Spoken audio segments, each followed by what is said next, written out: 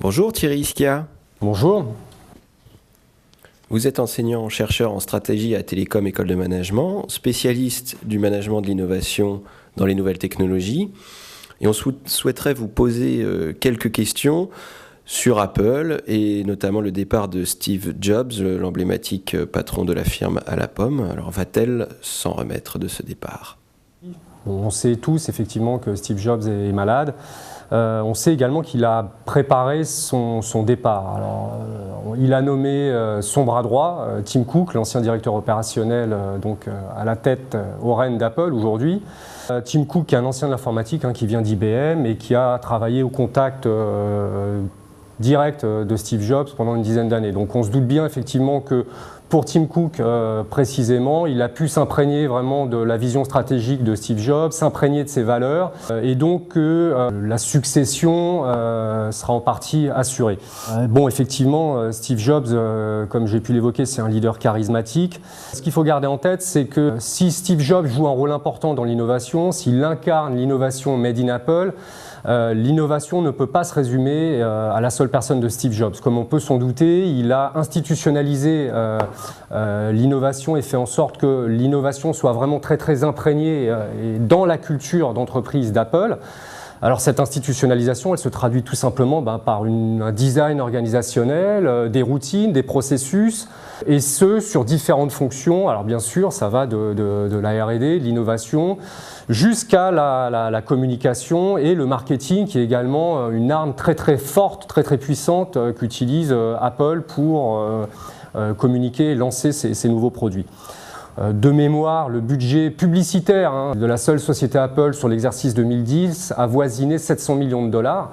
Donc c'est une véritable machine de guerre qui se met en route. On sait que le lancement de nouveaux produits, ça a été le cas pour l'iPhone, pour le iPad, sont très médiatisés.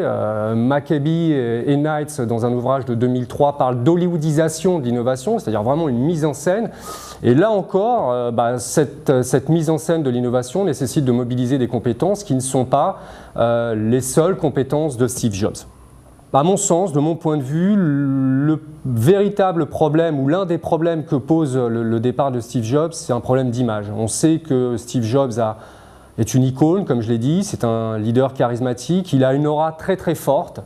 Et son successeur, Tim Cook, je dirais, n'a pas le même poids, n'a pas le même image. Et à mon avis, le véritable défi va être pour Tim Cook de s'affirmer comme ce nouveau Jedi de l'innovation, puisqu'on peut dire, en faisant une analogie avec l'univers Star Wars, qui est assez proche d'ailleurs de la culture Apple, qu'il a été éduqué par le maître Jobs et que c'est lui qui reprend le flambeau, d'où cette petite anecdote. Il devient, à mon sens, le nouveau Jedi d'Apple.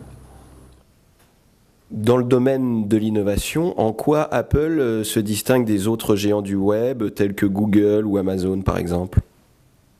Il y a un certain nombre de traits caractéristiques qui font, encore une fois, qui permettent de souligner ou d'apprécier la spécificité du modèle Apple. Et j'ai parlé du modèle Apple. Effectivement, les livres de management regorgent de recettes toutes faites, de théories qui sont censées garantir le succès de l'innovation. Ce qu'on sait, c'est qu'effectivement Jobs occupe une place particulièrement importante dans le processus d'innovation. Il est quasiment omniprésent, il surveille toutes les étapes qui vont, je dirais, de la conception, design, maquettage, test, prototypage jusqu'au lancement de nouveaux produits. Donc il est vraiment partout. Cette quête de l'excellence, c'est ça qui fait vraiment le modèle Apple. Et donc il y a une recherche, une quête permanente de l'excellence au service de l'expérience client, de l'expérience utilisateur. Alors c'est un point qui est un élément qui est partagé par un certain nombre de concurrents d'Apple. Je pense notamment à Bezos, le patron d'Amazon. Et puis à des gens comme Google, par exemple, qui ont aussi fait de l'innovation leur marque de fabrique. Mais peut-être que les traits que j'évoquais, cette passion de l'innovation est peut-être plus présente, plus prégnante dans le cas d'Apple. Ce qu'il faut garder en tête également, et c'est très bien évoqué dans un ouvrage récent qui est sorti, que j'ai sous les yeux, qui s'appelle « Les secrets de l'innovation de Steve Jobs », dans lequel on évoque les 7 principes qui guident je dirais, la démarche de Steve Jobs, on s'aperçoit qu'en fait l'affect occupe une place importante. Carmine Gallo, l'auteur de cet ouvrage, évoque à plusieurs reprises la passion, le rêve, la communication, qui sert bien sûr de support à ces deux éléments. Et un point important, encore une fois, qui est cité à titre anecdotique dans cet ouvrage assez intéressant, c'est que Jobs dit régulièrement à ses équipes qu'il faut, de mémoire, vendre du rêve avant de vendre un produit.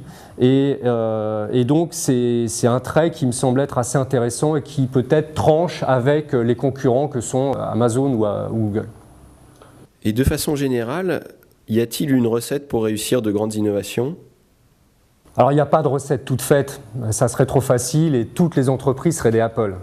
En revanche, on sait qu'il existe des règles, des bonnes pratiques, un certain nombre de choses à respecter, éléments qu'on retrouve dans la littérature académique et dans la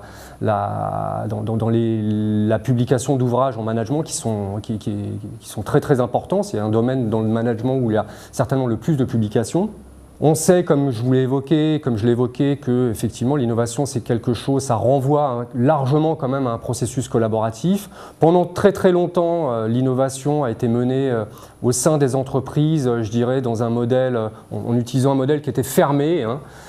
Aujourd'hui, je dirais, il y a un nouveau paradigme qui est en train d'émerger, c'est le paradigme de l'innovation ouverte, de l'open innovation, pour citer les travaux d'Henry Chesbrough.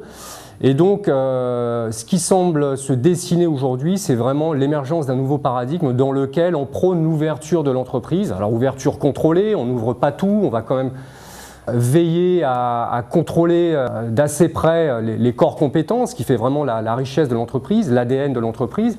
Par contre, on va essayer de s'ouvrir sur son environnement pour explorer et exploiter les différentes ressources qui sont finalement dans ce qu'on appelle aujourd'hui l'écosystème d'affaires de l'entreprise, l'écosystème d'affaires qui a construit l'entreprise, qui a bâti l'entreprise et qui constitue finalement un vivier de ressources dans lequel l'entreprise va pouvoir puiser pour aller plus vite, pour économiser de l'argent et finalement pour créer plus de valeur que ses concurrents.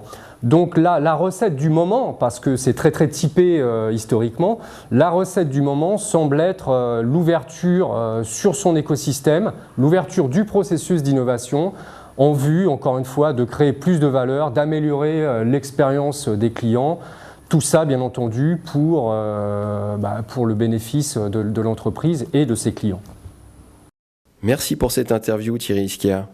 Je vous remercie, à bientôt.